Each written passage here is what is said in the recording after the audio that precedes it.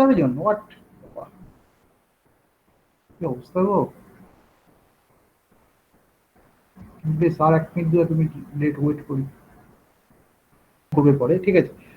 সুতরাং আমি তোমাদের পড়াচ্ছিলাম যে যে ওয়ান ইলেকট্রন অ্যাটম, আচ্ছা তোমরা আমার কথা শুনতে পাচ্ছ? হ্যালো, Yes, কথা sir. শোনা যাচ্ছে? আচ্ছা, ওকে। সুতরাং one electron atom under the action of static magnetic field কি ঘটবে এই কনটেক্সটে আমরা কি করেছিলাম বলতো? এই কনটেক্সটে আমরা যেটা করেছিলাম, প্রথমে আমরা হ্যামিল্টনিয়ানটা কনস্ট্রাক্ট করেছিলাম, ম্যাগনেটিক মানে স্ট্যাটিক ম্যাগনেটিক ফিল্ডের ইন্টারাকশনের ফলে যে ইন্টারাকশন এনার্জি হবে সেটা আমরা আগেকার অরিজিনাল হ্যামিল্টনের সাথে যোগ করে, কেমন? টোটাল হ্যামিল্টনটা পাওয়ার পরে টোটাল হ্যামিল্টনের মধ্যে কি ছিল বলতো? টোটাল হ্যামিল্টনের মধ্যে ছিল তোমার একটা ইন্টারাকশন পার্ট ছিল, আর বাকিটা কি ছিল বলতো? আর একটা অংশ ছিল অবশ্যই, সেটা হচ্ছে এলএস কাপলিং টার্ম, অর্থাৎ কিনা স্পিন অরবিট কাপলিং টার্ম, এবং অরিজিনাল হ্যামিল্টনিয়ান H0 ছিল সঙ্গে। তারপরে আমরা বিভিন্ন কনটেক্সটে বলেছিলাম যে যখন নাকি স্ট্রং ম্যাগনেটিক ফিল্ড হবে সেক্ষেত্রে তোমার এলএস কাপলিং টার্ম সেটা বাদ দেওয়া সম্ভব, এবং সেক্ষেত্রে আমাদের সিস্টেমটা এক্সাক্ট সলিউশন দেয়, এবং আলটিমেটলি উই গট দা যেটাকে বলা হচ্ছে নর্মাল জিমান এফেক্ট। এবং in case of weak magnetic ফিল্ডের ক্ষেত্রে কিন্তু আমরা দেখতে পেয়েছিলাম আমরা কি বলতো, যে সেখানে এলএস কাপলিং টার্ম, যেটা হচ্ছে spin orbit coupling term, is very important. Actually, it dominates over the interaction energy term. Interaction বলতে আমি মিন করছি অবশ্যই ম্যাগনেটিক ফিল্ডের সাথে অ্যাটমের ইন্টারাকশন। তার তুলনায় যদি স্পিন অরবিট কাপলিংটা বেশি হয়ে যায়, স্পিন অরবিট কাপলিংটা বেশি হয়ে গেলে তখন আমাদের কি করতে হবে? ম্যাগনেটিক ফিল্ডের সঙ্গে যে ইন্টারাকশন সেটাকে আমাদের পার্টারবেশন হিসেবে ট্রিট করে আমরা আলটিমেটলি যেটা পড়াশোনা করেছি সেটার নাম হচ্ছে অ্যানোমালাস জিমান এফেক্ট। অ্যানোমালাস জিমান এফেক্ট করতে গিয়ে আর তোমরা দেখেছিলে যে আমি একটা জিনিস ডিফাইন করে ফেলেছি, সেটা হচ্ছে Lande G factor, G G equal to, সেটা লিখেছিলাম 1 plus J into J plus 1 plus S into S plus 1 minus L into L plus 1 by 2 J J plus 1, এইরকম একটা কিছু লিখেছিলাম। দিস ইজ মাই ল্যান্ডে জি ফ্যাক্টর। এবং ল্যান্ডে জি ফ্যাক্টরের ফলে দেখা গিয়েছিল যে লাইনের স্প্লিটিং অনেক অনেক বেশি হয়, তাই তো? এবং এই আলোচনাগুলো আমি অলরেডি করে ফেলেছি তোমাদের সঙ্গে। এর পরের প্রশ্ন হচ্ছে যে what will happen for the one electron system under the action of static electric field, অর্থাৎ ইলেকট্রোস্ট্যাটিক ফিল্ড যদি অ্যাপ্লাই করো তাহলে ওয়ান ইলেকট্রন ইন্টারাকশনের ফলে কি ঘটবে, কেমন? সেটি আমাদের আজকে পড়াবার কথা। এবং এই কনটেক্সটে তোমরা অলরেডি আমাকে বলেছো যে যেটা হয় সেটা হচ্ছে স্টার্ক এফেক্ট, কেমন? সেই স্টার্ক এফেক্টকে আমি পড়াতে চলেছি। So the Stark effect is the কি বলবো, ইজ দ্য effect বা is the effect due to the interaction between the one electron atom and the static electric field, অর্থাৎ ইলেকট্রিক স্ট্যাটিক ইন নেচার হয় তার সঙ্গে যদি তোমার ওয়ান ইলেকট্রন অ্যাটম যদি ইন্টারঅ্যাক্ট করে তাহলে তোমার অবভিয়াসলি যে এফেক্ট হচ্ছে তোমার কি বলে স্টার্ক এফেক্ট। তো আমি হয়তো তোমাদের বারবার স্ট্রেস দিচ্ছি যে ওয়ান ইলেকট্রন অ্যাটম, তোমরা কিন্তু একেবারে মিসলিড করবে না। ওয়ান ইলেকট্রন অ্যাটমের সঙ্গে যেমন স্টার্ক এফেক্ট হয়, মাল্টি ইলেকট্রন অ্যাটমের জন্য স্টার্ক এফেক্ট হবে ডেফিনেটলি, কিন্তু সেগুলো এতটাই কম হয় যে তোমার বা অন্যান্য এফেক্ট এতটাই বেশি থাকে যে সেগুলো খুব ভালো পরিষ্কারভাবে স্টাডি করা যায় না।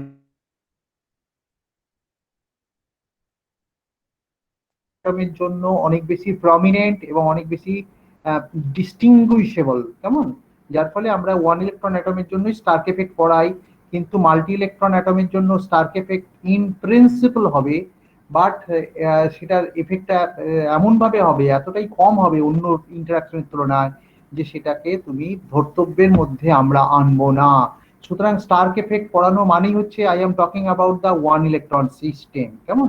মাল্টি ইলেকট্রন সিস্টেমের জন্য Stark effect is very very complicated and is not advisable as well, কেমন? সুতরাং অ্যাডভাইজেবল নয় এবং ভীষণ complicated. So let me come to the point. সুতরাং স্টার্ক এফেক্ট আমাকে পড়াতে চলেছি, স্টার্ক এফেক্ট পড়াতে চলেছি, এবং অবভিয়াসলি তোমাদের বললাম যে this is the interaction between the atom and the static electric field. আচ্ছা, স্ট্যাটিক ইলেকট্রিক ফিল্ড কার সাথে ইন্টারাক্ট করে? তোমরা জানো electric field ইন্টারাক্টস with the dipole moment. তার মানে এই যে অ্যাটমের কথাটা বলছি, atom should have some sort of electric dipole moment so that it can interact with the external electrostatic field. সুতরাং অ্যাটমকে আমরা ডাইপোল মোমেন্টের সাথে একটা তুলনা করব। কি করে তুলনা করব না, তোমরা জানো যে অ্যাটমের মধ্যে আছে ইলেকট্রন আর নিউক্লিয়াস। নিউক্লিয়াসটাকে আমরা ফিক্সড ধরবো, যার ফলে যা মুভমেন্ট হবে ইলেকট্রনের মুভমেন্ট হবে। তোমরা জানো ইলেকট্রনের মুভমেন্টটা হারমোনিক হয়, এবং finally it can be treated as a distribution of charges and therefore it has some sort of dipole moment. এবং সেই ডাইপোল মোমেন্ট থাকে বলেই তোমরা জানো যে সিস্টেমে পোলারাইজেশন হয়। এবং ডাইপোল মোমেন্ট, এই যে dipole moment, that dipole moment will interact with the electromagnetic static electric field, এবং যার ফলে you will get some sort of energy in the system. অর্থাৎ এটাই হচ্ছে তোমার ইন্টারাকশন এনার্জি বা পারটারবেশন এনার্জি। কেমন? এক্ষেত্রে আমি একটা জিনিস খেয়াল করবে, আমি একটা কথা বলে রাখবো, যে সেটা হচ্ছে যে আমি বারবার বলছি যে নিউক্লিয়াস ইজ ফিক্সড। নিউক্লিয়াস যদি ফিক্সড হয় তাহলে তুমি বুঝতে পারছো যে রিডিউসড মাস এফেক্ট কোনো থাকবে না। অর্থাৎ আমি মাস বলতে মিন করব ইলেকট্রনের মাসই। অর্থাৎ রিডিউস মাস তোমরা কি লেখো, রিডিউস মাস মানে আমি ওয়ান ইলেকট্রন অ্যাটমের ক্ষেত্রে কি হয়, one electron atom basically two body problem, যেখানে হচ্ছে নিউক্লিয়াস হচ্ছে বড় এম আর ইলেকট্রন হচ্ছে ছোট এম, তাই তো? এবং সেক্ষেত্রে রিডিউস মাস তোমরা কি লেখো, মিউ এম ইন্টু বড় এম, ছোট এম বড় এম, ছোট এম প্লাস বড় এম। ফাইনালি তোমার কি হবে বলতো, আলটিমেটলি এম হয়ে যাবে। অর্থাৎ reduced mass of the atom is basically the mass of the electron. তুমি কি কল্পনা করলে যে mass of the nucleus is so heavy that the reduced mass effect is negligible. আমরা রিডিউসড মাস এফেক্ট কিছু না বলা থাকলে রিডিউসড মাস এফেক্ট আমরা কখনোই নেব না। কেমন? সুতরাং রিডিউসড মাস এফেক্ট মানেই হচ্ছে I am talking about the mass of the atom as the mass of the electron. কেমন? সেটা রিডিউস মাস এফেক্ট আমি বাদ দিয়ে দিচ্ছি তার মানে। সুতরাং এইটা আমরা বারবার বলবো না, I will be using that. বেশ, এটা করার পরে আমি তোমাদের বলছি আর একটা কথা আমাদের বলার দরকার, যে আমি যেহেতু ইলেকট্রিক ফিল্ডটা স্ট্যাটিক ইন নেচার, সুতরাং I can specify the direction of the electric field. Electric ফিল্ডের ডিরেকশনটা আমি মনে করো আমার for convenience I am putting it as Z Axis. কেমন? অর্থাৎ আমার একটা স্ট্যাটিক ইলেকট্রিক ফিল্ড আছে অ্যালং জেড অ্যাক্সিস। কেমন? এইবারে তোমার মনে করো জেড অ্যাক্সিস বরাবর একটা স্ট্যাটিক ইলেকট্রিক ফিল্ড আছে, মানে কি electric field is uniform. Uniform where? Uniform within the dimension of atom.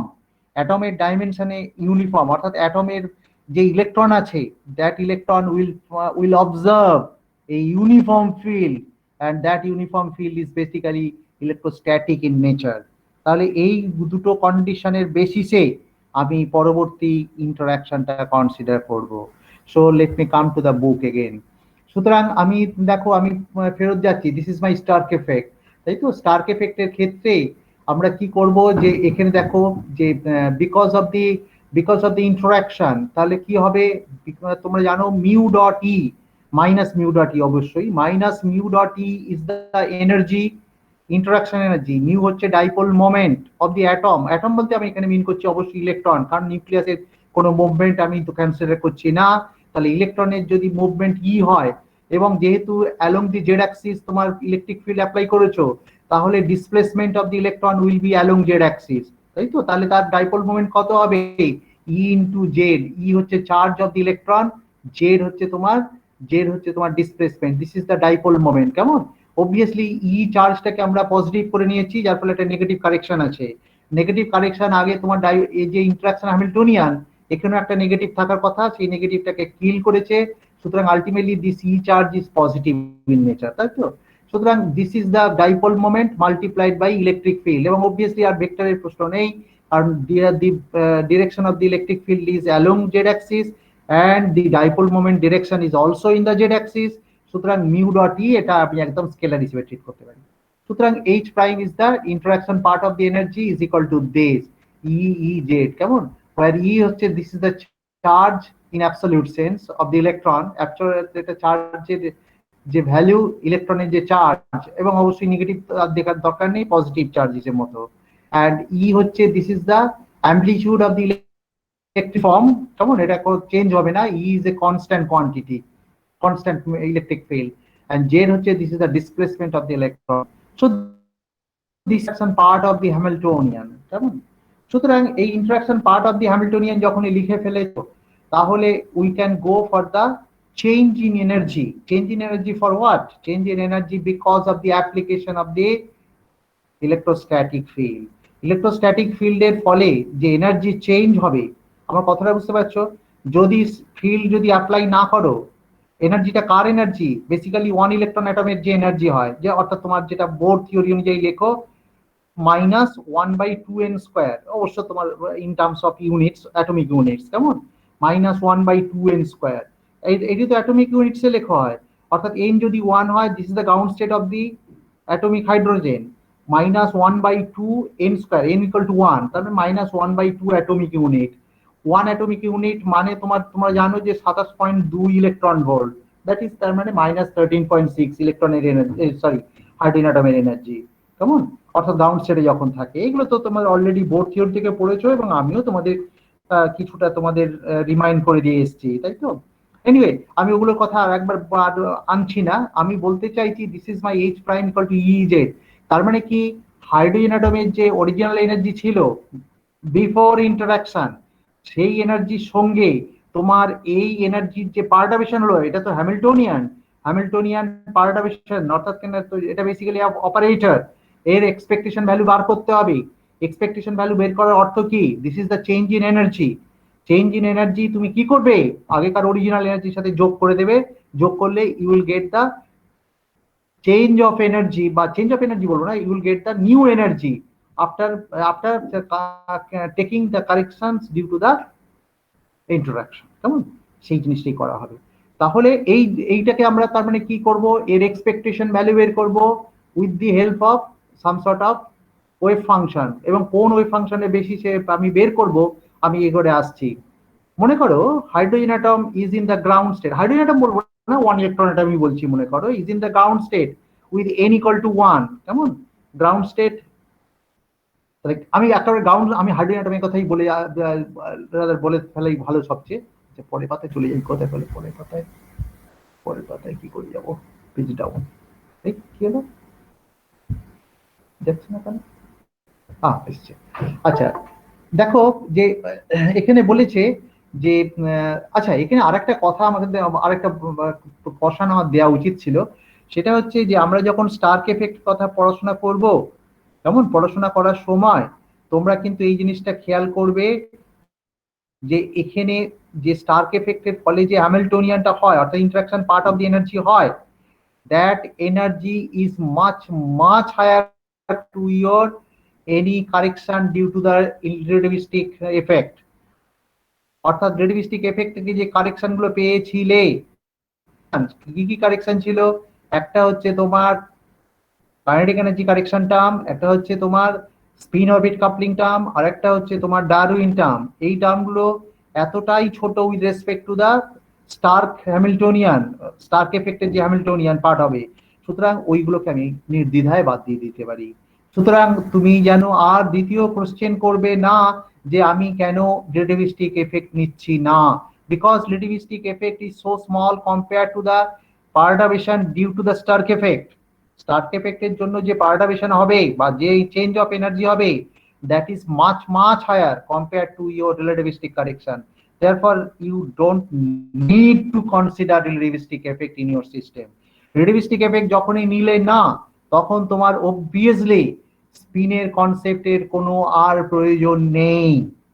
তার মানে spin function will does not have any role in the calculation of stark effect। কেমন? Starc এফেক্টের ক্যালকুলেশনের সময় স্পিনের কোনো কনসিডারেশনের প্রয়োজন নেই, because spin orbit coupling term is so small we neglect it all together, কেমন? সুতরাং এই জিনিসটা মনে রেখে তারপরে আমি এগোচ্ছি। আমি এইবারে চলে আসি, মনে করো linear Stark effect. What I mean by linear Stark effect? Linear Stark effect বলতে আমি মিন করছি, দেখো এইরকম, এবং obviously ground state of the hydrogen atom ধরলাম, মনে করো। আমি কাকে বলে লিনিয়ার স্টার্ক এফেক্ট আমি পরে আসছি। সুতরাং since the ground state of the hydrogen atom 100 is non degenerate, কেমন? হাইড্রোজেনের গ্রাউন্ড স্টেট হাইড্রোজেন অ্যাটম তোমার কি জানো? হাইড্রোজেনের গ্রাউন্ড স্টেট অ্যাটমের যে ওয়েভ ফাংশন ψ100, এইটা থেকে তোমরা কি বলো? এটা কি ডিজেনারেসি আছে? নন ডিজেনারেট। কেমন? নন ডিজেনারেট কেন কি না, তোমরা জানো ψ100 একটাই মাত্র স্টেট হয়, কেমন? এবং সেটা তোমার কত ψ100, এর মধ্যে কোনো রকম ডিজেনারেসি নেই, অর্থাৎ ওই স্টেটের আর দুটো এনার্জি পাওয়া সম্ভব না, একটাই এনার্জি হয়, সেটা হচ্ছে গ্রাউন্ড স্টেট এনার্জি। কেমন? ইনফ্যাক্ট তোমরা যদি অন্য দিক দিয়ে ভাবো যে ground state is by definition or by choice, whatever you call it, by choice সেটা হচ্ছে তোমার নন ডিজেনারেট। কেমন? গ্রাউন্ড স্টেটটা কখনো ডিজেনারেট হতে পারে না, এটা হচ্ছে থাম রুল। কেমন? এনিওয়ে, আমি অতটা স্ট্রেস আমার দেওয়ার দরকার নেই, ওটা অ্যাকচুয়ালি থাম রুল হিসেবেই আমরা ভাবি যে গ্রাউন্ড স্টেট মানে হচ্ছে ইট ইজ নন ডিজেনারেট। কেমন? এবং অবভিয়াসলি তোমার সেটা তোমরা বোধহয় অলরেডি জেনে এসছো যে আমাদের যে ডিজেনারেসির ব্যাপারটা পড়িয়েছিলাম, তোমাদের কি খেয়াল আছে কি জানি না, সেটা পেয়েছিলাম এন স্কোয়ার। অবভিয়াসলি স্পিন থাকলে 2n স্কোয়ার লেখো, আমার তো এখানে স্পিনের কোনো কনসিডারেশন নেই, তাহলে ডিজেনারেসি কত? N square degeneracy. তাহলে গ্রাউন্ড স্টেট মানে কি? n ইকুয়াল টু 1, 1 স্কোয়ার মানে কি 1, তাহলে দেন অফ ডিজেনারেসি। তাই তো? সুতরাং এইভাবে তুমি উত্তরটা দিতে পারো যে ground state of the hydrogen atom is non degenerate. Non degenerate মানে কি? একটাই স্টেট আছে, তাই তো? সুতরাং we can go for the calculation of the Stark energy বা স্টার্ক এফেক্টের জন্য যে এনার্জি চেঞ্জ, সেইটা হচ্ছে তোমার ফার্স্ট অর্ডার পারটারবেশন করা হলো। মনে করো ফার্স্ট অর্ডার পারটারবেশনে E100, অর্থাৎ কিনা this is the change of energy because of the first order perturbation with respect to the wave function ψ100, এইটা মানে হচ্ছে এইটা, তাই তো?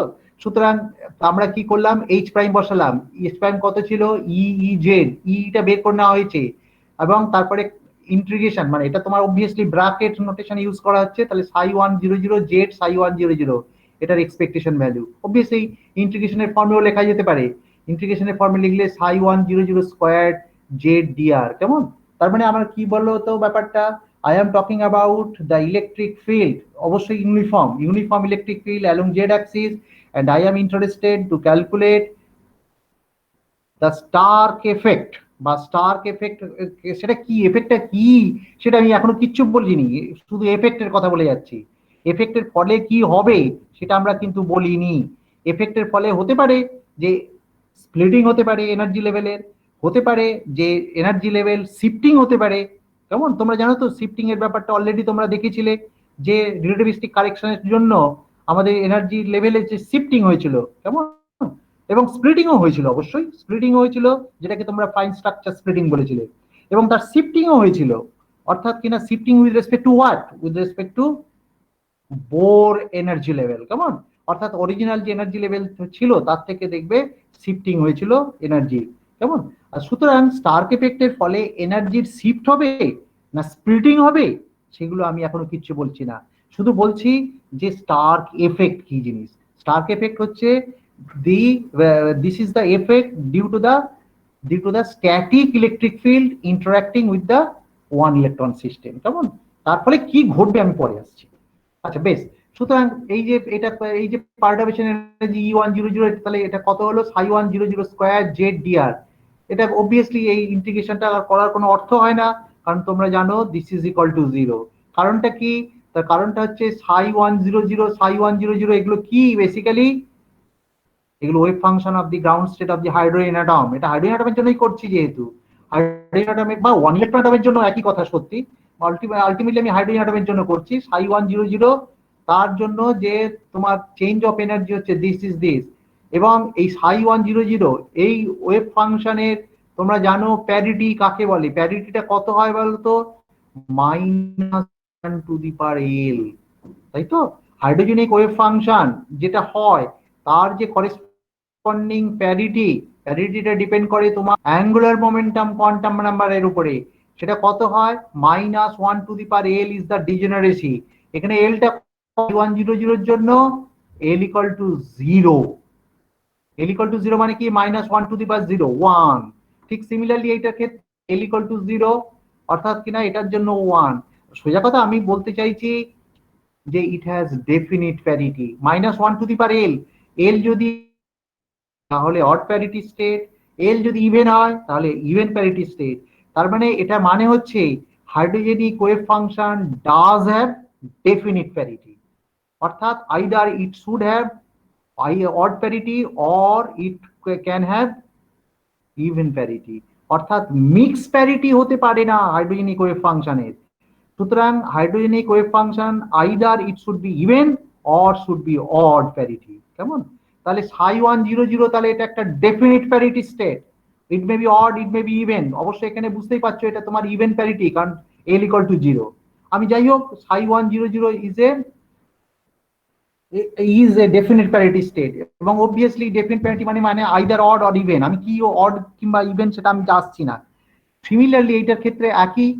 তাহলে আলটিমেটলি এদের গুণফলটা কি হবে বলতো? এদের গুণফলটা আলটিমেটলি হচ্ছে ইভেন প্যারিটি, তাই তো? যেহেতু দে হ্যাভ ডেফিনিট প্যারিটি, সুতরাং এই ψ100 মড স্কয়ার, তাই তো? ψ100 mod square is definitely a odd parity states, odd parity function। কেমন? এটা odd parity function হলো,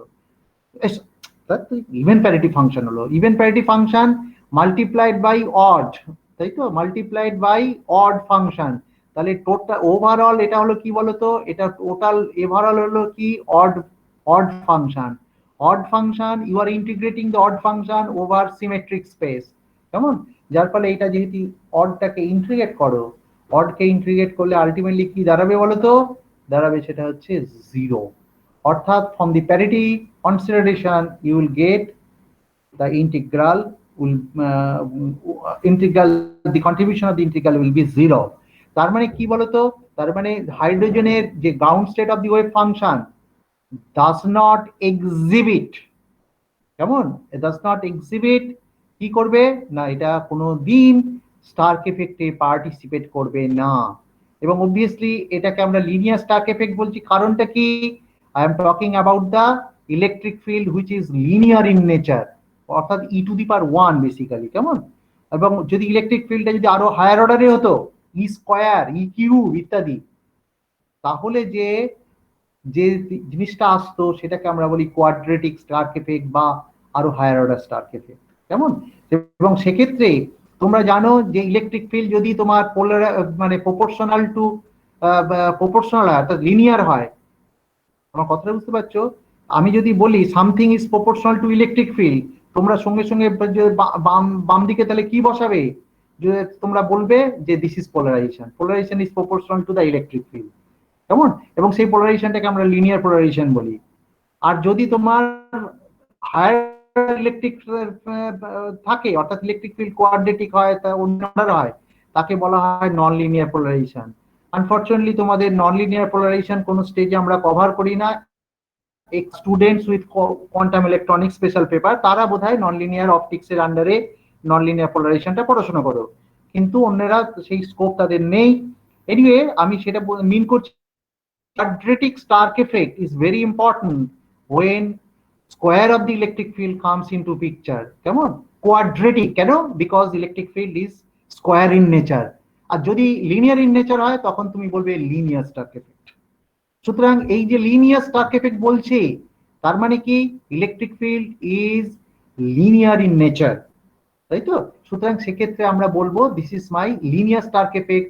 এবং সঙ্গে সঙ্গে তোমার উত্তর হচ্ছে যে ground state of the hydrogen atom does not exhibit any Stark effect. কেমন? Does not exhibit any linear Stark effect rather, কেমন? এক্সপেক্ট করে না। কেমন? সুতরাং এটা এটা বলার অর্থ হলো আরো একটা দিক থেকে আমাদের একটা মানে ইয়ে হলো, মানে অ্যাসিউরেন্স আসলো। কিরকম অ্যাসিউরেন্স বলো তো? এই যে এনার্জি, এটা তো এনার্জি বেসিক্যালি, এনার্জি। তার মানে এনার্জি তুমি কি করছো এখানে? বেসিক্যালি ই ইনটু জেড মানে কি? ডাইপোল মোমেন্টের এক্সপেকটেশন ভ্যালু করছো। এটা তো একটা কনস্ট্যান্ট কোয়ান্টিটি, এটা ডাইপোল মোমেন্টের এক্সপেকটেশন ভ্যালু। ইটাকে যদি এখানে ঢুকিয়ে দাও, ইটাকে ঢুকিয়ে দাও মানে কি? ডাইপোল মোমেন্টের এক্সপেকটেশন ভ্যালু বাস করছো with respect to ground state of the hydrogen atom. তার মানে ডাইপোল বার করছো মানে calculating the respect to ground state hydrogen atom. তাহলে সেটাই যদি জিরো হয়ে যায়, কারণ এটা তো জিরো হবে না, এই বড় ইলেকট্রিক ফিল্ডটা তো জিরো হচ্ছে না, তাহলে তার মানে কি জিরো হচ্ছে? অ্যাভারেজ ডাইপোল মোমেন্টটা জিরো হচ্ছে। অ্যাভারেজ ডাইপোল মোমেন্ট জিরো হওয়ার অর্থ কি? এটা আমরা বলতে পারি there will be no permanent dipole moment for hydrogenic wave function in ground state. এটা কিন্তু আমি উল্টো ভাবে প্রমাণ করলাম যে হাইড্রোজেনের গ্রাউন্ড স্টেট ওয়েভ ফাংশনের জমাকে যদি বলা হয় যে just you can you tell me what will be the dipole moment of the hydrogenic wave function, তোমার উত্তরটা হবে সঙ্গে সঙ্গে it does not have any permanent dipole moment and therefore the dipole moment will be zero। কেমন? এটা যেন কোনো অবস্থাতে ভুল না হয়। কেমন? সুতরাং ডাইপোল মোমেন্ট অবভিয়াসলি জিরো হবে, অর্থাৎ পার্মানেন্ট ডাইপোল মোমেন্ট নেই। কেমন? সুতরাং পার্মানেন্ট ডাইপোল মোমেন্ট নেই, এটা আমাদের প্রমাণ হলো। আচ্ছা, এরপরে আমি চলে আসছি হাইড্রোজেন অ্যাটমকে আমরা ছাড়বো না, হাইড্রোজেন অ্যাটমে গ্রাউন্ড স্টেট স্টার্ক এফেক্ট দেয় না, বুঝলাম, কিন্তু what will happen for the excited state of the hydrogen atom? Excited স্টেটের হাইড্রোজেন অ্যাটম মানে এক্সাইটেড স্টেট মানে কি, n equal to 1 হচ্ছে ground state, just n equal to 2 তে চলে যাও, n equal to 2 তে গেলে হাইড্রোজেন অ্যাটমের তোমার কি হবে, ওটাই তো excited state of the hydrogen atom. Hydrogen অ্যাটমের এক্সাইটেড স্টেট মানে কি, n equal to 2, n equal to 2 মানে হচ্ছে তোমার, আচ্ছা আমি একটু বোর্ডে যাই, বোর্ডে গেলেই আমার আবার ল্যাপটপ বন্ধ হয়ে যায়। আচ্ছা এখানেই আমি করি বরঞ্চ। আচ্ছা আমি বললাম কি বলতো, আমি বলছি যে হাইড্রোজেনের তোমার কি বলছি এক্সাইটেড স্টেট, এক্সাইটেড স্টেট মানে কি n equal to 2 স্টেটস। কেমন? n equal to 2, n equal to 2 মানে কি, n equal to 2 করেসপন্ড করে l equal to তাহলে কত ভ্যালু হবে, l equal to 0 R n minus 1, n minus 1 মানে 1, তাহলে l equal to 0 আর 1, তাই তো? তাহলে ওয়েভ ফাংশনটা কি হবে, ওয়েভ ফাংশনটা সাই এন এল এম, এইটা হচ্ছে তোমার গ্রাউন্ড হাইড্রোজেন অ্যাটমের ওয়েভ ফাংশন, তাই তো? সাই এন এল এম, তাহলে এন এর জন্য তো আমি বলে দিলাম 2, তাহলে সাই 2 বেসিক্যালি আছে। এবারে এল এর জন্য যদি এল তাহলে কি লিখবো, এল এর জন্য যদি 0 হয়, এম এর জন্য কত হবে, এম হচ্ছে প্রজেকশন, তাই তো? প্রজেকশনটা কি হয়, প্রজেকশনটা হচ্ছে তোমার জিরোর প্রজেকশন তো 0 হবে, সাই 2 0 0, দিস ইজ ওয়ান, একটা স্টেট হলো, তাই তো? আর কি স্টেট হতে পারে, আর এটা হচ্ছে সাই 2, তাই তো? সাই 2, এল তো 0 নেওয়া হয়ে গেছে, এবারে এল ইকুয়াল টু 1 মনে করো, এল যদি 1 হয়, সরি 1 যদি হয়, এল ইকুয়াল টু 1 হলে কি হবে, এম এর ভ্যালুটা কি হতে পারে, এম এর ভ্যালুটা হতে পারে 1, সরি সাই, এটা তাহলে এম এর ভ্যালুটা কত হবে, এম এর ভ্যালু হবে তোমার কি বলে দিলাম 1 নিয়েছি, তাই তো? এম এর ভ্যালু তাহলে কি হবে, এম হচ্ছে তোমার 1 মাইনাস 1, তো সরি 0 থাকবে, তো কোথায় গেল সেটা, এম এম বলেছি, আচ্ছা এম বলেছি, তার মানে কি হবে 1 থেকে ভ্যারি করবে 1 0 মাইনাস 1, তাই তো? তার মানে এটা কি হবে, তার মানে এটা হবে একটা হবে 1, তাই তো? আর কি হবে সাই 2 1, তারপরে কি হবে প্লাস, সরি কি হবে 1 0 একটা হবে, তাই কোথায় আমি ভুল করলাম কি করে, এটা হবে, তাই তো? এটা প্লাস মাইনাস 1, আটা লিখি দরকার নেই, কি আছে সাই 2 1 মাইনাস 1, ইউ হ্যাভ 4 স্টেটস, তাই না? তার মানে n equal to 2 এর জন্য ইউ হ্যাভ 4 স্টেটস, কিন্তু এনার্জি কি, এনার্জি হচ্ছে E2, তো n equal to 2, এবং এই এনার্জিটা কত হয় বলতো, এর এনার্জিটা যেটা হয় সেটা হচ্ছে তোমার ওই অবভিয়াসলি মাইনাস 1 বাই, আচ্ছা ওটা আমি minus 1 by 2m square in atomic units, কিন্তু তুমি যদি তোমার ন্যাচারাল ইউনিট লেখো, তাহলে ন্যাচারাল ইউনিটে তোমার ন্যাচারাল ইউনিট মানে অবশ্যই তোমার যে কনভেনশনাল ইউনিট, সেটাতে আমরা লিখি কত বলতো, সেই তোমার ডিডবার্গ কনস্ট্যান্ট ফাংশন চলে আসে, এবং এটাকে সিম্পলিফাই করলে আলটিমেটলি দাঁড়াবে m c square multiplied by alpha square, ছিল একটা আলফা স্কোয়ার বাই 8, কেমন? এই n equal to 2 বসিয়ে দিয়েছো, 1 বাই 8টা আসবে, আর বাকি ফ্যাক্টর গুলো আছে, বুঝেছো? এটা হচ্ছে তোমার অ্যাটমিক ইউনিটসে, এটা একটু খেয়াল করবে, কারণ আমি এখানে এক জায়গায় লিখে ফেলেছি, এটা ইকুয়াল টু এটা কখনোই না, কেমন? আমি এটা জাস্ট এটা লিখেছি ইন অ্যাটমিক ইউনিটস, এটা তোমার নর্মাল ইউনিটে লিখেছি, এটা এখানে আলফার মধ্যে অনেক জিনিস ঢুকে আছে, আলফাটা কি বলতো, fine structure constant, equal to n equal to 2 এর জন্য এই এনার্জিটা, তাহলে এনার্জিটা কার উপরে ডিপেন্ড করে, শুধুমাত্র প্রিন্সিপাল কোয়ান্টাম নাম্বারের উপরে, এবং তার ভ্যালুটা হচ্ছে মাইনাস এম, এম হচ্ছে মাস অফ দি ইলেকট্রন, অবভিয়াসলি আমরা বলেই দিয়েছি তোমাদের রিডিউস মাস এফেক্ট আমরা নেব না, অর্থাৎ অ্যাটমের মাস মানে আমি বেসিক্যালি আমি সেখানে কনসিডার করছি রিডিউস মাস, অবশ্যই অ্যাটমের রিডিউস মাস বলবো, তা সেটা আমি basically mass of the electron, c being the velocity of light, এবং আলফা হচ্ছে তোমার কি ফাইন স্ট্রাকচার কনস্ট্যান্ট, যেটাকে e square by 4 pi epsilon 0 HC তোমরা লেখো, তাই তো? 8 ইত্যাদি ইত্যাদি। এনিওয়ে আমি জাস্ট এটা কোনো এক্সপ্লেনেশনে যাচ্ছি না, n equal to 2, তার এনার্জি হচ্ছে একটা, এনার্জি এটা একটাই ভ্যালু আছে। however you have 4 states, তার মানে these states are ডিজেনারেট, তার মানে চারটে স্টেটের একই এনার্জি, যার ফলে ইউ হ্যাভ ডিজেনারেট স্টেটস। কেমন? হাইড্রোজেন অ্যাটমের গ্রাউন্ড স্টেটে কিন্তু ডিজেনারেসি ছিল না, কিন্তু n ইকুয়াল টু 2 তে যখনই চলে আসার ফলটা কি হলো বলো তো, এখানে তোমার ডিজেনারেসিটা তৈরি হলো এবং চারটি স্টেট তৈরি হলো। কেমন? এবং এটা তো তোমার অবাক হওয়ার কোনো কারণ নেই, আমি তোমাদের বলেছিলাম ডিজেনারেসি মানে হচ্ছে n স্কয়ার, n স্কয়ার হচ্ছে ডিজেনারেসি, n ইকুয়াল টু কত, n ইকুয়াল টু 2, তাহলে ইউ হ্যাভ 4 ডিজেনারেট স্টেট, এবং সেই 4 ডিজেনারেট স্টেট হচ্ছে এইগুলো 0 2 1 1 2 1 0 2 1 -1। বুঝতে পেরেছো? তাহলে দেখো যে হাইড্রোজেন অ্যাটম যখন স্টেটে ছিল এইরকম একটা লাইন পাচ্ছ যেটা n ইকুয়াল টু 2, এইবারে তুমি ইলেকট্রিক ফিল্ড অ্যাপ্লাই করলে, একটা স্ট্রং ইলেকট্রিক ফিল্ড অ্যাপ্লাই করলে। স্ট্রং ইলেকট্রিক ফিল্ড, আমি স্ট্রং কথাটা বলছি কিন্তু ইচ্ছে করে, কারণটা হচ্ছে এমনটাই স্ট্রং যাতে করে কোনো ফাইন স্ট্রাকচারের এফেক্ট আসবে না, অর্থাৎ রেডিউভিস্টিক কারেকশনটা কিন্তু তুমি নেবে না, যার ফলে you have to impose very strong electric field. কেমন? সুতরাং এই ইলেকট্রিক ফিল্ডটা এতটাই স্ট্রং যে তোমার কোনো রকম ফাইন স্ট্রাকচার এফেক্ট বা ইত্যাদি রিলেটিভিস্টিক এফেক্টের কোনো প্রয়োজন নেই, তোমাকে বোর থিওরি তোমাকে যথেষ্ট সন্তুষ্ট করে দেবে। কেমন? তাহলে আমি বোর থিওরির যে কনস্ট্রাকশন ছিল তার মধ্যেই আমি চলছি, এবং তার করেসপন্ডিং ওয়েভ ফাংশন সাই এনএলএম তোমরা তো অলরেডি করে এসছো। কেমন? আচ্ছা বেশ, n ইকুয়াল টু 2 স্টেট, কিন্তু এই স্টেটটা কিন্তু চারটে হিসেবে আছে, এনার্জি কিন্তু একটাই। এইবারে তুমি ইলেকট্রিক ফিল্ড অ্যাপ্লাই করলে, ইলেকট্রিক ফিল্ড অ্যাপ্লাই করার ফলটা কি হবে? এনার্জি তো চেঞ্জ হবে, এনার্জি চেঞ্জ হলে এই ডিজেনারেসিটি কি লিফটেড হবে কি না হবে সেটা তোমাকে ভাবতে হবে। তোমরা জানো যে আমি যদি এক্সটার্নাল কোনো ইন্টারাকশন দিই, there is a possibility that the degeneracy will be removed। এই সেই ডিজেনারেসিটা সত্যি কি রিমুভড হবে, এবারে প্রশ্নটা তাই। আর হলে কতটা হবে? সবটাই হবে, মানে চারটে স্টেট কি তুমি আলাদা পাবে নাকি পাবে না, এই প্রশ্নটা তোমার কাছে থাকবে। এবং অ্যাকচুয়ালি এটা রিমুভড হবে, এবং সেটাই হবে তোমার স্টার্ক এফেক্ট। তাহলে স্টার্ক এফেক্ট আমি কি করছে দেখো, স্টার্ক এফেক্টের ক্ষেত্রে আমি যখনই বলবো, অর্থাৎ আমি যখনই এইটাতে চারটে স্টেট আছে বেসিক্যালি, এইটা বেসিক্যালি চারটে স্টেট, এখানে চারটে স্টেট একেবারে মানে জড়িয়ে গুড়িয়ে আছে, তাহলে আমি যখনই ইলেকট্রিক ফিল্ড অ্যাপ্লাই করলাম, এইবারে কি হবে বলতো, এইবারে যেটা হবে তাদের মধ্যে ইন্টারাকশন হবে, কিন্তু ইন্টারাকশন হবার ফলে কি হবে, তাদের মধ্যে ইন্টারাকশন হওয়ার ফলে তাদের যে চেঞ্জ অফ এনার্জি হবে, সেই চেঞ্জ অফ এনার্জি তোমাকে ক্যালকুলেট করতে হবে।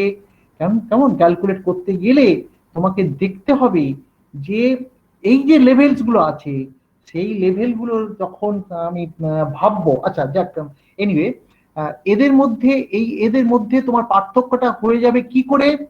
পার্থক্যটা হয়ে যাবে এই জন্য যে তাদের মধ্যে কোন রকম ট্রানজিশন সম্ভব কিনা। এই কথাটা কেন বলছি বলতো? ট্রানজিশন তখনই সম্ভব যদি তাদের মধ্যে এনার্জি গ্যাপ থাকে, একই লেভেলের মধ্যে তো ট্রানজিশন হবে না। সুতরাং আমাকে দেখতে হবে এই লেভেলগুলো সত্যি ডাইপোল ট্রানজিশনে তোমার পার্টিসিপেট করতে পারে কিনা, যদি পারে তাহলে নিশ্চয়ই তারা সেপারেট হয়ে যাওয়ার সম্ভাবনা আছে। আমি এইভাবে ঘুরিয়ে উত্তরটা দিলাম। তাহলে ঘুরিয়ে উত্তর দেওয়ার অর্থ কি? এবার ডাইপোল ট্রানজিশন রুলটা কি? ডাইপোল ট্রানজিশন রুল সেটা তোমরা জানো, ডেল্টা এল ইকুয়াল টু কি হয়েছিল বলতো? +-1। অর্থাৎ তোমরা জানো যে যে এল, যে অর্থাৎ অ্যাঙ্গুলার মোমেন্টাম কোয়ান্টাম নাম্বারের যে পার্থক্য, অর্থাৎ ডেল্টা এল ট্রানজিশনের জন্য, সেটা হবে +-1। আর একটা কি ছিল? Delta M. ডেল্টা এম ছিল 0 +-1। 0 কখন ছিল বলতো? যদি পোলারাইজেশনটা জেড ডিরেকশনে হয়, অর্থাৎ কিনা ইলেকট্রিক ফিল্ড যদি জেড ডিরেকশনে হয়। This is exactly the case, তুমি তো জেড ডিরেকশনে ইলেকট্রিক ফিল্ড অ্যাপ্লাই করেছো, তাহলে ডেল্টা এম তোমার ক্ষেত্রে কি? ডেল্টা এম হচ্ছে 0। তাহলে তোমাকে এই দুটো কন্ডিশন মানিয়ে চলতে হবে, delta l equal to +-1, delta m equal to 0। আচ্ছা আমি মনে করো আমি যদি 0 থেকে এই 1 এখানে আসতে পারি কি, এখানে ডেল্টা এম ইকুয়াল টু 0 থেকে 1 আসতে পারে না, তাই তো? আর 0 থেকে এখানেও আসতে পারে না, অর্থাৎ সাই 200 থেকে দেখো এদের মধ্যে কোনটা ট্রানজিশন সম্ভব। Delta l equal to plus minus 1, এখানে সবগুলোর জন্য ডেল্টা এল 1 আছে, সরি এল ইকুয়াল টু 1 আছে। দেখো এটার জন্য এল ইকুয়াল টু 1, এটার জন্য এল ইকুয়াল টু 1, এটার জন্য এল ইকুয়াল টু 1। তাহলে এদের মধ্যে নিজেদের মধ্যে কোনো ডাইপোল সিলেকশন রুল অ্যালাউ করতে পারবে না, কারণ ডেল্টা এল 0 হয়ে যাবে এদের মধ্যে, তিনটের মধ্যে। অর্থাৎ এর সাথে এইটার যাবে না, এইটার সাথে এইটার যাবে না, বা এইটার সাথে এইটার আসবে না। তাহলে এরা কিন্তু প্যাসিভ ট্রানজিশনে পার্টিসিপেট করবে না, কেমন? পার্টিসিপেট করবে না। এইবারে এদের মধ্যে এই তিনটের মধ্যে এর সাথে কেউ পার্টিসিপেট করবে delta l equal to plus minus 1? Yes, এদের সবাই করতে পারে, তার মানে delta l equal to plus minus 1 এর সাথে এরা সবাই করতে পারে। কিন্তু তোমাকে তো আবার এইটাও মেনটেন করতে হবে, delta m equal to 0। Delta m 0 করার অর্থ হলো শুধুমাত্র এই ট্রানজিশনটা সম্ভব। বুঝতে পেরেছো? তাহলে এই যে delta l equal to plus minus 1 আর ডেল্টা এম ইকুয়াল টু 0, এই দুটো কন্ডিশন যদি একসাথে মিলতে হয়, তাহলে দেখা যাচ্ছে এই দুটো কিন্তু ট্রানজিশন সম্ভব, বা তারা পার্টিসিপেট করবে।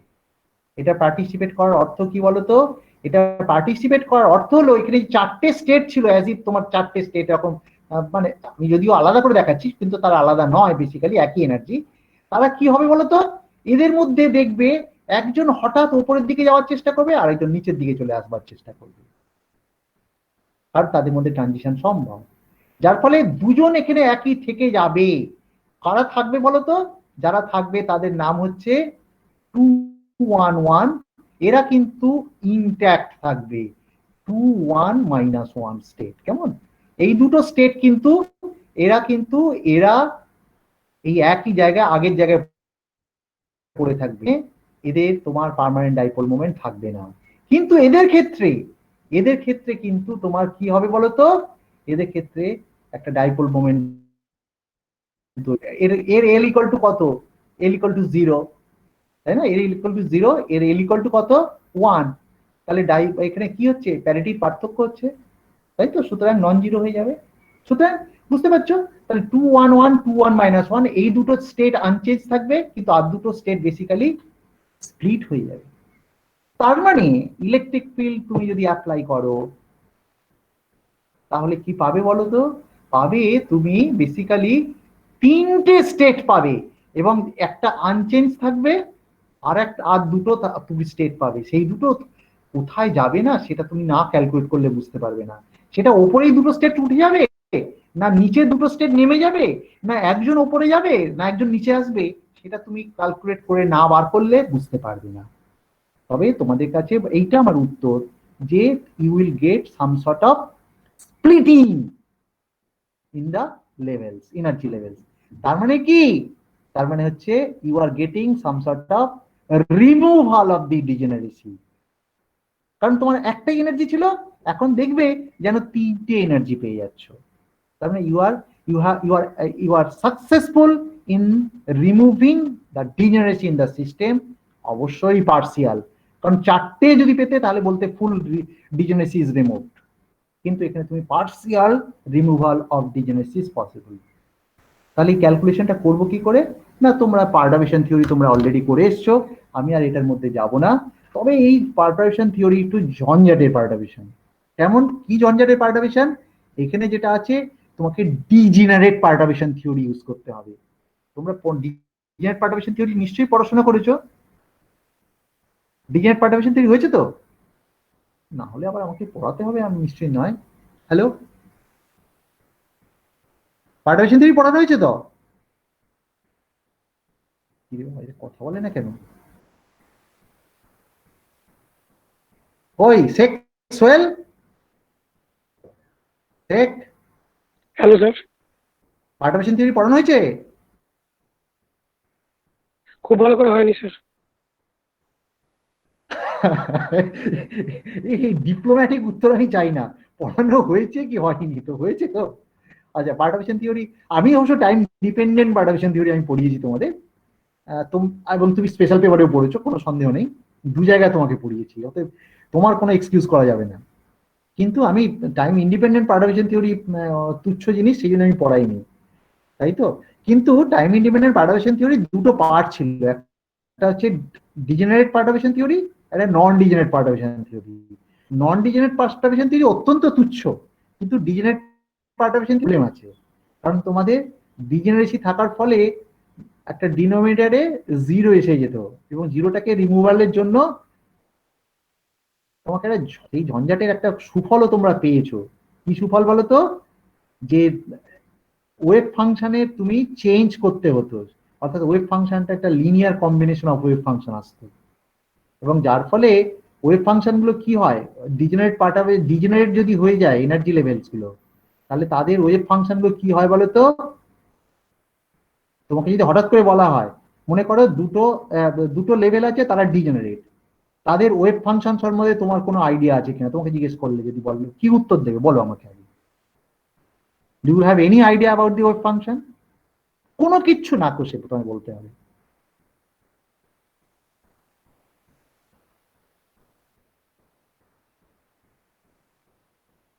আমার প্রশ্নটা বুঝতে পারলে? উগেন বলবে কিছু?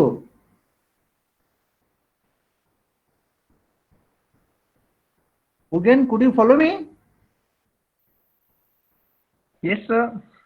Yeah, just I'm asking the question that you have two degenerate states. Okay, degenerate means they have identical energy.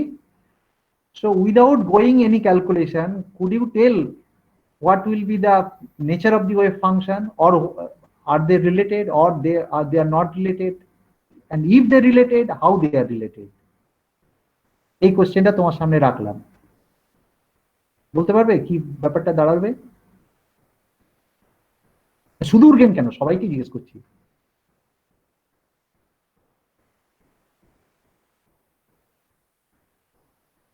কি রে বাবা, এই তো পার্টারবেশন থিওরি বেশ সাংঘাতিক ভাবে পড়েছে এরা, তার মানে বুঝতে পারছি। হ্যাঁ, কি অভিষেক, নিরুত্তর কেন? স্যার লিনিয়ার কম্বিনেশন হবে। আমি পরিষ্কার উত্তর পেলাম না, আর একটু পরিষ্কার করে বলো, কাছাকাছি যাচ্ছে।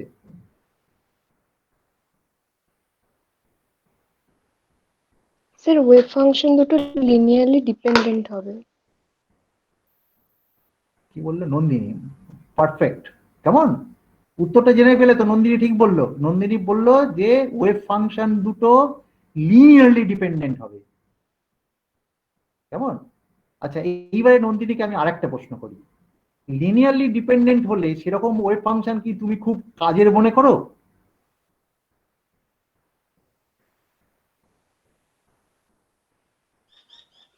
স্যার ওই মানে কোনো বেসিস তো ফর্ম করছে না, তাই অন্য কোনো ওয়েভ ফাংশন ওদের টার্মসে ভেরি গুড, লিখতে ভেরি পারবো গুড, না। Very good, very good Nandini, very good, very good. Basis form করবে না, কারেক্ট, একদম। কোনো বেসিস ফাংশন তৈরি করতে পারবে না, সুতরাং আমাদের কাছে ওটা ইউজফুল হয় না খুব একটা। কারণ লিনিয়ারলি ডিপেন্ডেন্ট হলে কি একটা ওয়েভ ফাংশনই যথেষ্ট, তো অন্যটার জন্য আমার কি দরকার? কারণ তাকে একটা মাল্টিপ্লাই করলেই তো হয়ে যাবে। সুতরাং আমরা সেই জন্য সবসময় কি করি, যে লিনিয়ারলি ইন্ডিপেন্ডেন্ট ফাংশন গুলো খুঁজে পাওয়ার চেষ্টা করি, এবং সেটা পাওয়ার জন্য তোমাদের অনেক কসরত করতে হয়, তাই না? লিনিয়ারলি যদি ডিপেন্ডেন্ট হয়, তাহলে সেটাকে ইন্ডিপেন্ডেন্ট করতে হয়। কি একটা থিওরেম ছিল, সেটা আমি ভুলে গেছি, আর পড়াশোনা করি না তো। কি যেন ছিল গো? যদি জোর করে তুমি লিনিয়ারলি ইন্ডিপেন্ডেন্ট করার চেষ্টা করো, তখন ডিপেন্ডেন্ট ফাংশন গুলোকে কি থিওরেম বলে ওটাকে? একদম ভুলে গেছি, বেমালুম। ওরে বাবারে, একদম মাল হয়ে গেছে। বিএসসি ফার্স্ট ইয়ার সেকেন্ড ইয়ারে পড়ানো হয় বাবা। Heat decomposition. হ্যাঁ, একবার কি বলো, নামটা বলো না, আমার মনে নেই আসলে। দূর নামটা মেমোরি একদম গেছে আমার। ওরে বাবারে, তো আমি খুব অস্বস্তিতে পড়ে গেলাম, আমি নিজেই নামটা মনে করতে পারছি না।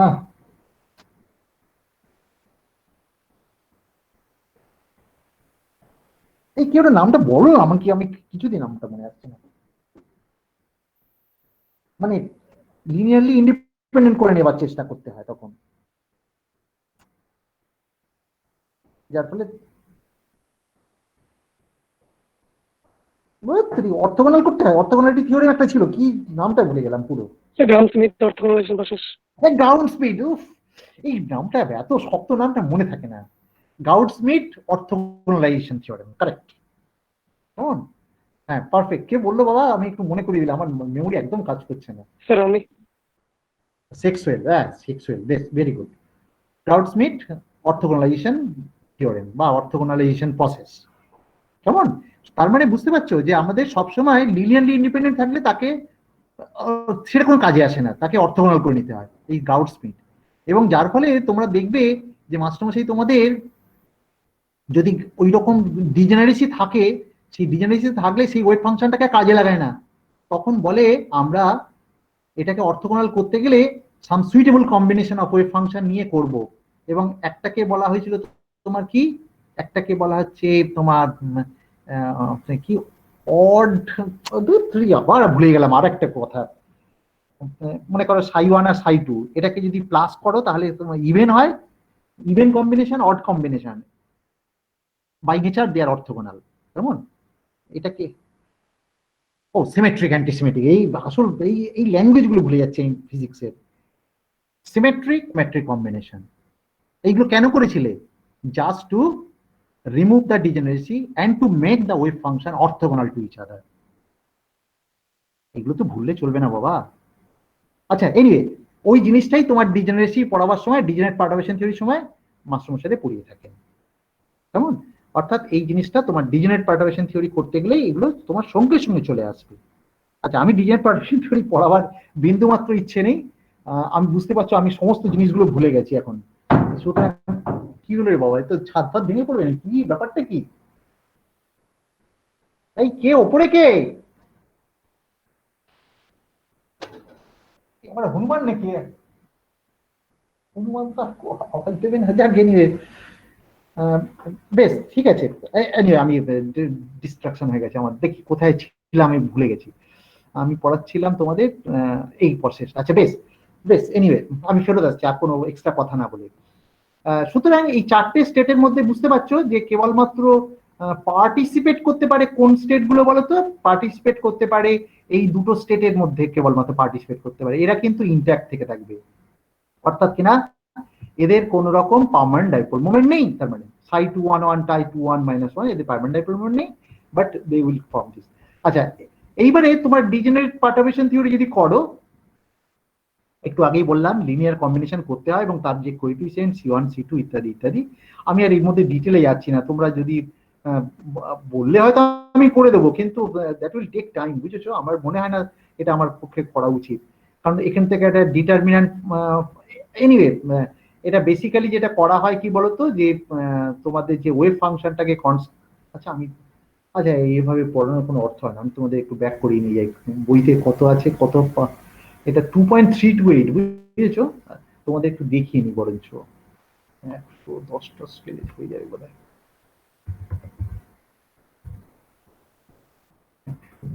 আরেকটু পরে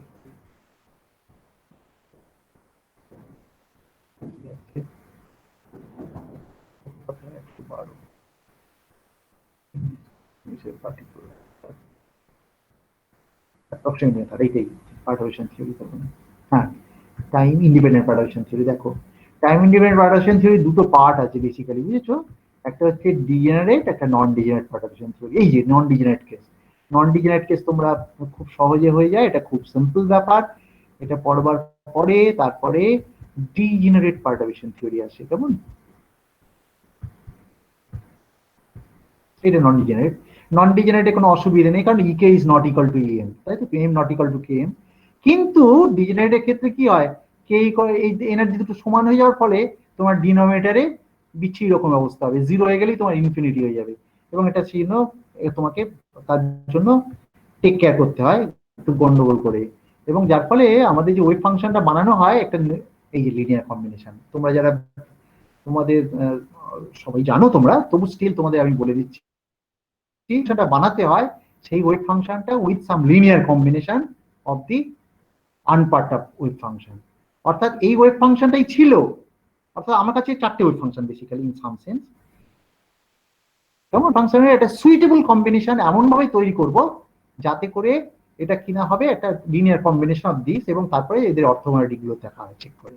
কেমন আমি আর এর মধ্যে ডিটেলে যাচ্ছি না, বুঝেছো? এখানে এখানে বুঝতেই পারছো যে এখানে কি করে করেছে, এটা ভেরি সিম্পল, মানে এমন কিছু জটিল নয়।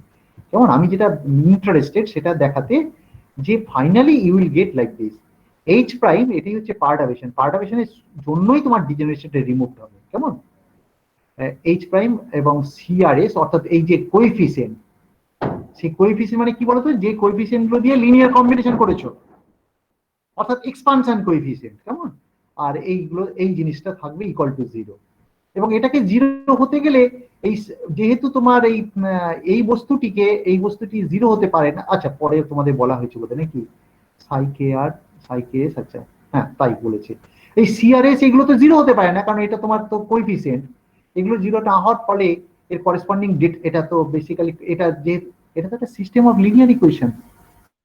সেই সিস্টেম অফ লিনিয়ার ইকুয়েশন তোমরা তো সিস্টেম অফ লিনিয়ার ইকুয়েশন কি দিয়ে সলভ করো তোমরা, with the help of determinant method. কেমন সে তোমার দুটো ভেরিয়েবল হয় তাহলে তুমি নিশ্চয়ই 9-10 করে এসছো, 3x + 5y = 3, 2x = this, এরকম ভাবে তোমরা করতে, তাই তো?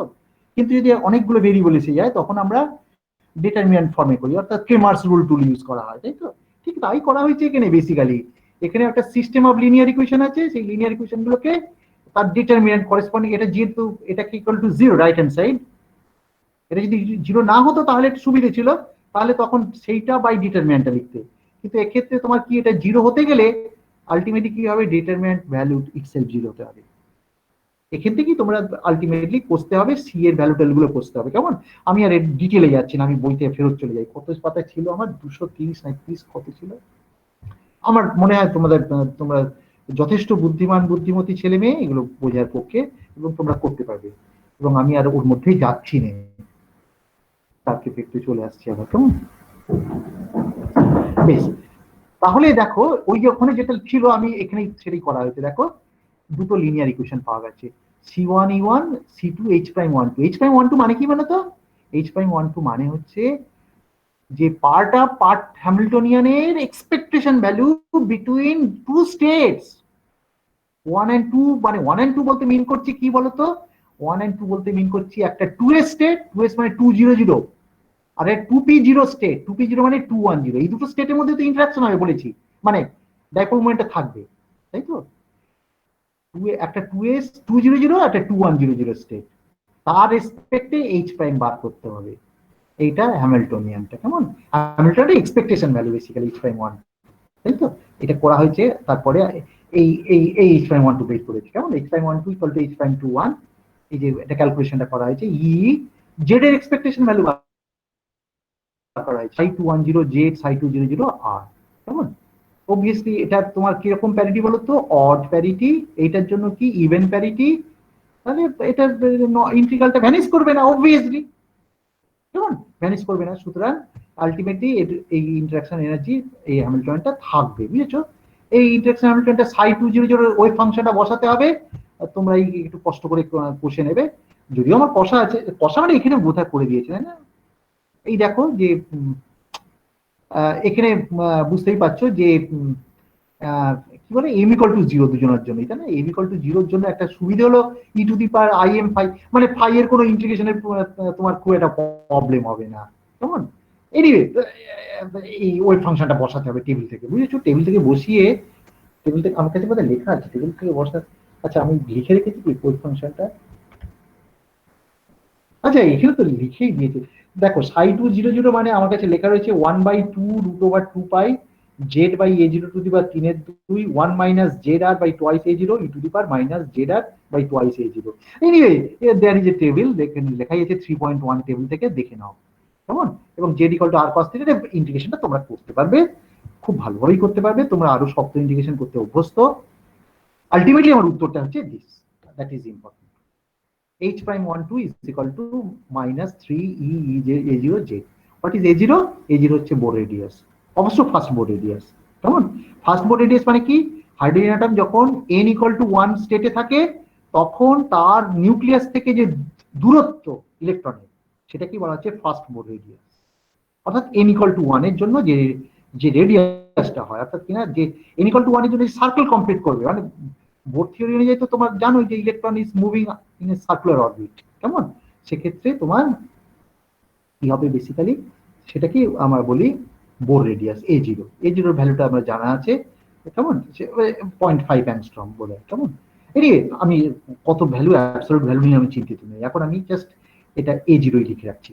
-3 a0/j, জেড হচ্ছে তোমার atomic number, obviously Z equal to 1 হবে যদি তুমি হাইড্রোজেন নাও, আর তাহলে হাইড্রোজেনিক যদি হয় তাহলে জেড এর ভ্যালুটা যেমন হবে তেমন রেখে দিতে হবে। আচ্ছা, এরপরে আমরা কি করব, তাহলে যে এই h'12 বেসিক বের করে ফেলেছি, h'12 ইকুয়াল টু h'21, এই দুটো আইডেন্টিক্যাল হয়ে গেছে, কেমন?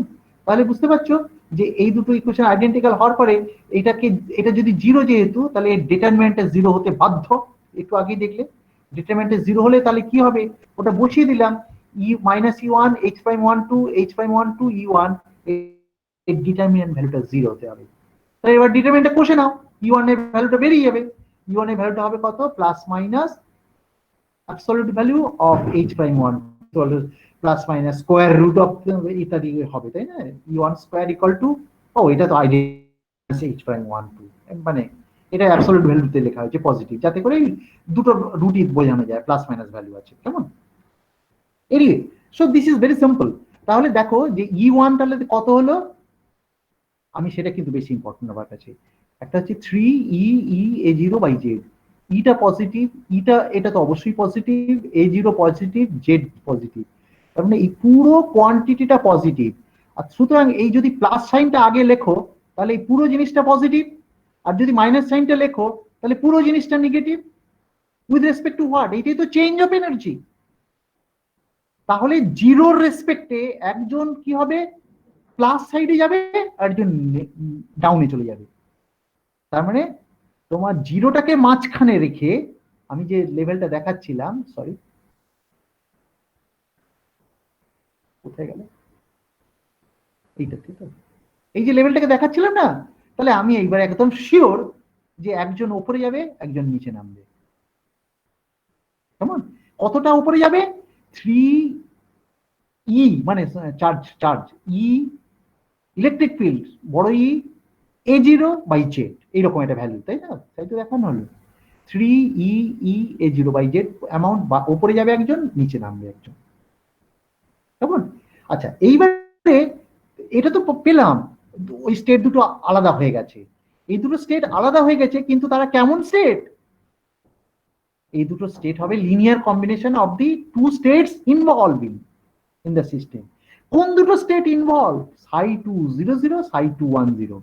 সুতরাং তাদের লিনিয়ার কম্বিনেশনটা হবে নতুন ওয়েভ ফাংশন, কেমন? অর্থাৎ ডিজেনারেসিটা রিমুভড হলো এবং ওয়েভ ফাংশনটাও চেঞ্জ হয়ে গেল। ψ1 আগে ছিল 200, 210, এরা কিন্তু কি ছিল, এরা ডিজেনারেট ছিল, কিন্তু এখন ডিজেনারেসিটা রিমুভড হলো because of the application of the electrostatic field, এবং now the wave function is also changed because তাদের লিনিয়ার কম্বিনেশনের জন্য obviously। এবং c1 c2 তুমি দেখবে যে c1 c2 তুমি বের করতে পারবে, basically c1 equal to c2 হবে যদি তুমি বসিয়ে দাও। বেসিক্যালি কোথেকে বসাবে সেটা বুঝতেই পারছো, যে কি যেন বলবে, ওই ই এর ভ্যালুটা h'12 মনে করো একটা পজিটিভ ভ্যালু হবে, বসিয়ে দিলে h'12 তো দুটো ভ্যালু আছে বেসিক্যালি, আমার কথা বুঝতে পারছো?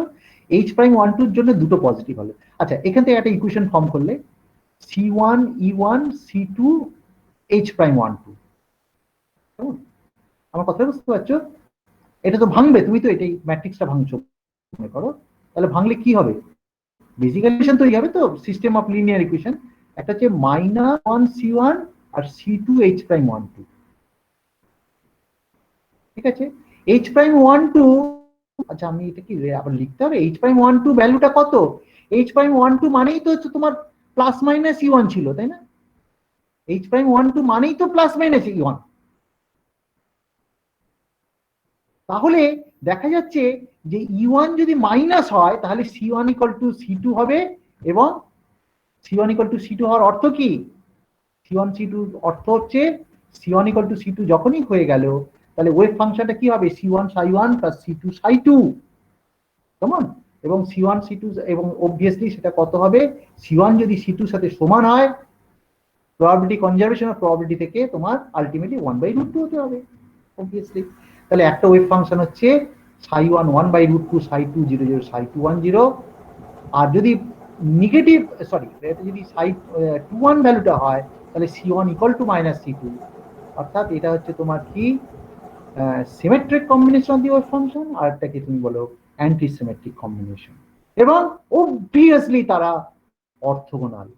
তোমরা খেয়াল করে দেখো এই যে psi1 wave function psi2 wave function এরা orthogonal to each other. Orthogonal এখন কি করে হলো না? Just by using the perturbation. Perturbation কি করেছে? পারটার্বেশন করেছে ডিজেনারেসিটা রিমুভ করেছে, এবং ডিজেনারেসিটা রিমুভ করার পরে তাদের ওয়েভ ফাংশনটাকে চেঞ্জ করে দিয়েছে, কেমন? সুতরাং wave function is now psi1 psi2, এবং অবভিয়াসলি psi1 এর জন্য কি এনার্জি? এই এনার্জিটা, এইটা এখন নতুন এনার্জি, তার করেসপন্ডিং ওয়েভ ফাংশনটা হচ্ছে এইটা।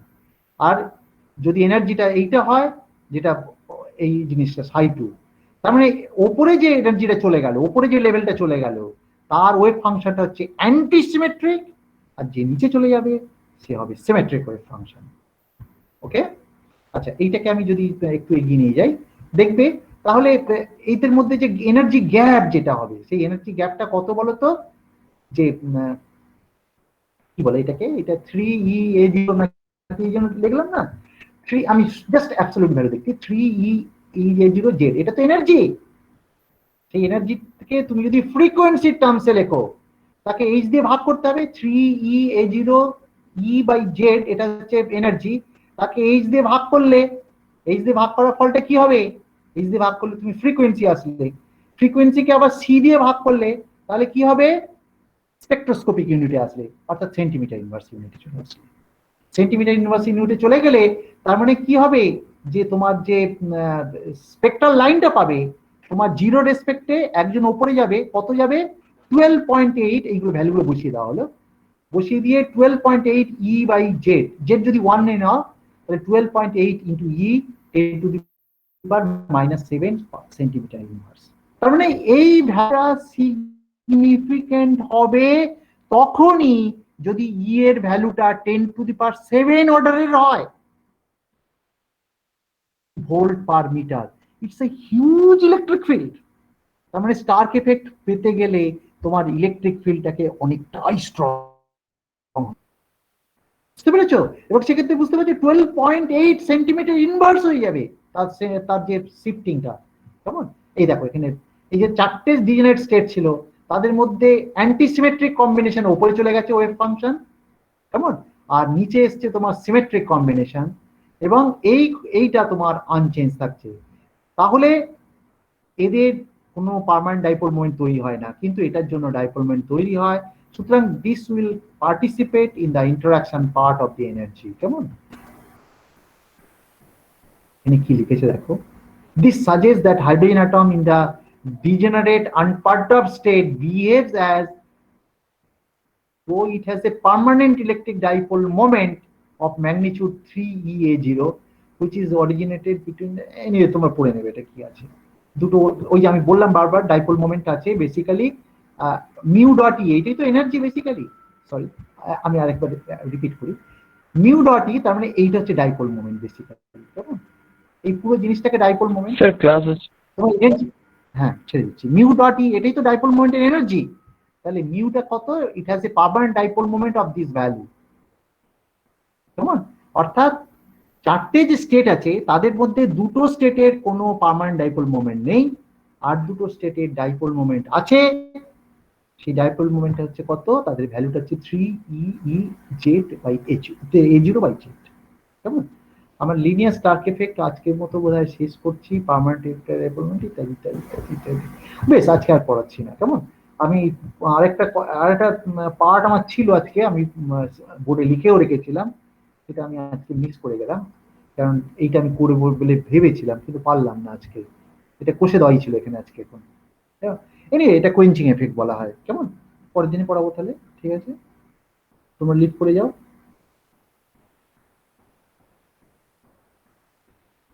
তোমরা লিভ করে যাও, আমি আচ্ছা কোয়ান্টাম ইলেকট্রন